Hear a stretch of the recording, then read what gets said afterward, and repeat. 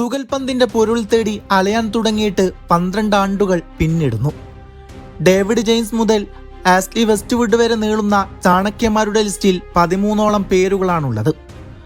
അതിൽ David James, Steve Coppell, Ivan Vukomanovic എന്നിവർ ആരാധകർക്ക് അത്രമേൽ സ്പെഷ്യലായിരുന്നു.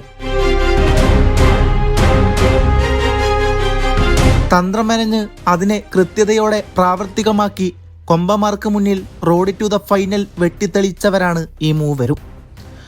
അവരുടെ കീഴിൽ ആർമാദിച്ച ആരാധകരുടെ ആരവങ്ങൾ ബ്ലാസ്റ്റേഴ്സിന്റെ ചരിത്രത്തിലെ അനർഘ നിമിഷങ്ങളായിരുന്നു. 2014 നീറുന്നോർമ്മകളെ നമുക്കൊന്ന് പൊടിതട്ടിയെടുക്കാം. ചരിത്രത്തിൽ ആദ്യമായി കേരളത്തിലെ കളിക്കമ്പന്മാർക്ക് മുമ്പിൽ സാക്ഷാൽ സച്ചിൻ ടെണ്ടുൽക്കറിന്റെ സാന്നിധ്യത്തോടെ കേരള ബ്ലാസ്റ്റേഴ്സ് ലോഞ്ച് ചെയ്യപ്പെടുന്നു. പിന്നാലെ സെപ്റ്റംബർ 30 ബ്ലാസ്റ്റേഴ്സിന്റെ മഞ്ഞ കളർന്ന ജേഴ്സിയെ ആരാധകർക്ക് മുമ്പിൽ ചരിത്രത്തിൽ ആദ്യമായി അവതരിപ്പിക്കുന്നത്. അന്നു മുതലാണ് ഇയാൻ ഹ്യൂമിനെയും CK വിനീതിനെയും മുഹമ്മദ് റാഫിയെയും സന്ദേശ് ജിങ്കിനെയും ആരാധകർ അറിഞ്ഞു തുടങ്ങുന്നത്. ഒടുക്കം 5 വിജയവും 4 സമനിലയുമടക്കം 19 പോയിന്റോടെ ബ്ലാസ്റ്റേഴ്സ് സെമി ഫൈനലിന് ടിക്കറ്റ് ഉറപ്പിച്ചു. അവിടെ നേരിടേണ്ടത് ചെന്നൈ FC ആണ്. പക്ഷേ പതറിയില്ലായിരുന്നു. അഗ്രഗ്രേറ്റിൽ 4-3 വിജയത്തോടെ കൊമ്പന്മാർ ഫൈനലിലേക്ക്. മോഹഭാരം പേറിയുള്ള യാത്രയിലെ അവസാന പരീക്ഷണം അത്ലറ്റിക്കോ ഡി കൊൽക്കത്തയായിരുന്നു. എന്നാൽ ആ മത്സരത്തിൽ 1 ഗോളിന്റെ മുൻതൂക്കം അത്ലറ്റിക്കോ ഡി കൊൽക്കത്തയെ വല്ലാതെ ഉല്ലസിപ്പിക്കുന്നുണ്ട്. അത് കളിക്കളത്തിൽ കണ്ടതുമായിരുന്നു. റഫറിയുടെ അന്തിമകാഹളം മുഴങ്ങുമ്പോൾ കൊൽക്കത്തയുടെ വിജയാരവം ബ്ലാസ്റ്റേഴ്സ് ആരാധകരുടെ ഹൃദയത്തിൽ നോവിന്റെ പറഞ്ഞാൽ തീരാത്ത സങ്കടമായി മാറി. ആദ്യ സീസണിൽ തന്നെ ഫൈനലിസ്റ്റുകളായി പരിവേഷം ചെയ്ത കേരള ബ്ലാസ്റ്റേഴ്സിന് വേണ്ടി കൈയടിക്കാൻ ആരാധകർ മറന്നില്ലായിരുന്നു. പ്രതീക്ഷകൾക്കും മോഹങ്ങൾക്കും അടിത്തറ പാകുന്നു. തോൽവിയിൽ ഇട്ടെറിഞ്ഞു പോകാൻ മാത്രം പോന്നൊരു കൂട്ടമല്ലെന്ന ആരാധക പ്രഖ്യാപനം. കിരീട നേട്ടത്തിലേക്കുള്ള വഴി വിദൂരമാണെങ്കിലും കാത്തിരിക്കാൻ ഞങ്ങൾ തയ്യാറാണെന്ന് സ്നേഹവാക്കുകൾ ബ്ലാസ്റ്റേഴ്സിന്റെ ഇരുൾ വീണ നാളുകൾക്ക് മേൽ മറയാകുന്നു. എന്നാൽ തൊട്ടടുത്ത വർഷം ആരാധക മനസ്സുകളെ കാത്തിരിക്കുന്നത് ഇതിനേക്കാൾ ദയനീയമായ അവസ്ഥയായിരുന്നു. വെറും 3 വിജയങ്ങൾ മാത്രം നേടി അവസാന സ്ഥാനക്കാരായി കൈമറന്നൊരു കൂട്ടത്തെയാണ് ആരാധകർ ആ സീസണിൽ ദർശിക്കാനായത്. വീഴ്ചയും താഴ്ചയും സങ്കടവും കണ്ണീരും കണ്ട ആ സീസണിന് ശേഷം ഒരു തിരിച്ചുവരവ് സാധ്യമാണോ എന്ന ചോദ്യം ഉയർത്തിയവർക്ക് മുമ്പിൽ സ്റ്റീവ് കോപ്പാൽ എന്നായിരുന്നു ഉത്തരം. അതെ, പരാജയത്തിന്റെ പടുകുഴിയിൽ കിടന്ന് വീർപ്പുമുട്ടിയ സംഘത്തെ അയാൾ ഉയർത്തെഴുന്നേൽപ്പിക്കുന്നു. കവിഞ്ഞൊഴുകിയ ഇരിപ്പിടങ്ങളിൽ ഇരമ്പിയാർത്ത ആരാധകർക്കായി വീണ്ടും ഒരിക്കൽ കൂടെ ഒരു ഫൈനൽ മാമാകം. വിധി വേട്ടയാടില്ലെന്ന് നനച്ചതായിരുന്നു. 2014 കലാശപ്പോരിന് മറുപടി ചോദിക്കാനിറങ്ങിയ മഞ്ഞപ്പടക്ക് മുമ്പിൽ കാലൻ പെനാൽറ്റിയുടെ രൂപത്തിൽ അവതരിച്ചു.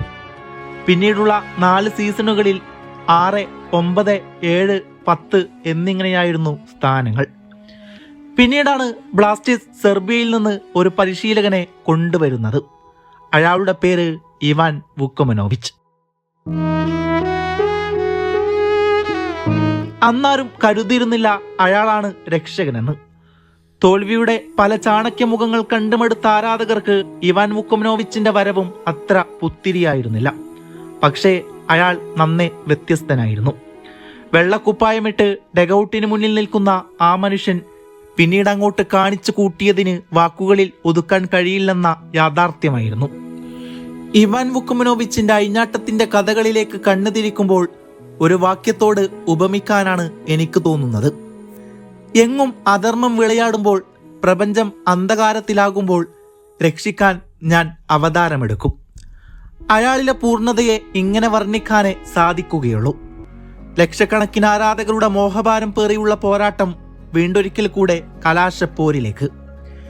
ഇത്തവണ ശത്രുപാളയത്തിൽ ഹൈദരാബാദാണ് നിലയുറപ്പിക്കുന്നത്. ദൈവം ഇത്തവണ നീതി പുലർത്തുമെന്ന വിശ്വാസത്താൽ പ്രാർത്ഥനയുടെ കരങ്ങൾ ഉയർന്നു. ഫതോർദ സ്റ്റേഡിയം കണ്ണും നട്ടിരിപ്പാണ്. അങ്ങനെ സന്തോഷത്തിന് ദൂതുമായി KP രാഹുൽ അവതരിച്ചു. എന്നാൽ അതിന് കുരുക്കിട്ട് 88 മിനിറ്റിൽ ബ്ലാസ്റ്റേഴ്സ് ഉയർത്തിയ ലീഡ് ഹൈദരാബാദ് വെട്ടിപ്പിടിച്ചു. നിശ്ചിത സമയത്തും അധിക സമയത്തും തുല്യത പാലിച്ചതോടെ വീണ്ടും പെനാൽറ്റി ഷൂട്ടൌട്ടിലേക്ക്. ഹൃദയം ഇന്നേ വരെ ഇങ്ങനെ മിടിച്ചിട്ടുണ്ടാവില്ല എന്ന് ഓരോ ആരാധകനും തോന്നിക്കാണണം. വിധി പതിവ് തെറ്റിച്ചില്ലായിരുന്നു. പെനാൽറ്റി ശാപം ബ്ലാസ്റ്റേഴ്സിന് മേൽ ചാർത്തുകയാണ്.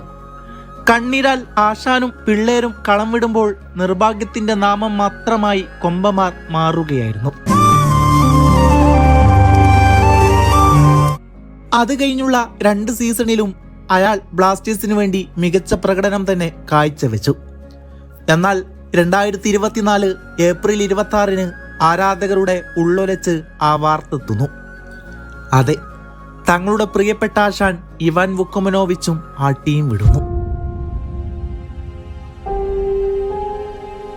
ബ്ലാസ്റ്റേഴ്സിന്റെ നല്ലതിനും ചീത്തയെയും കൂടെ നിൽക്കുന്ന ആരാധകർ അതിനും സാക്ഷിയായി.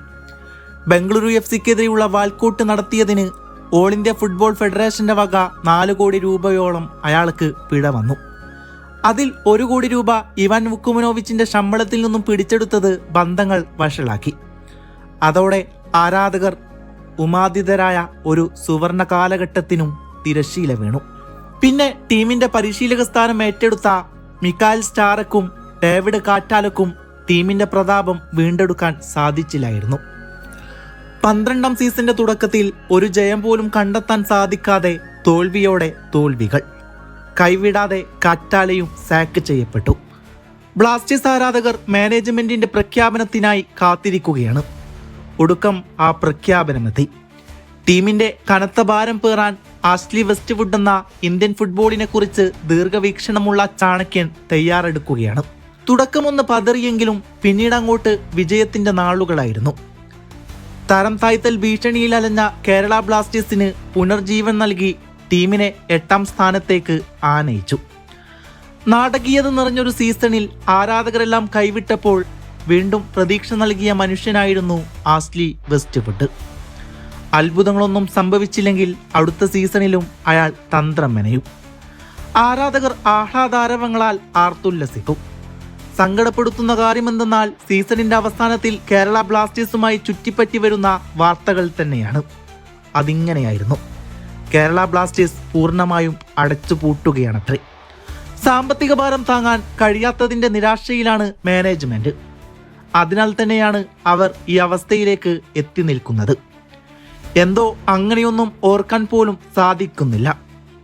കേരള ബ്ലാസ്റ്റേഴ്സ് ഇല്ലാത്ത വരും നാളുകളെക്കുറിച്ച് ചിന്തിക്കാൻ പോലും കഴിയുന്നില്ല. കിരീടം കാത്തിരിക്കുന്നവർക്ക് ക്ലബ്ബ് തങ്ങളുടെ അടിയറവാണ് പകരം നൽകുന്നത്. അങ്ങനെയൊന്നും സംഭവിക്കാതിരിക്കട്ടെ എന്ന് പ്രാർത്ഥിക്കുകയാണ്.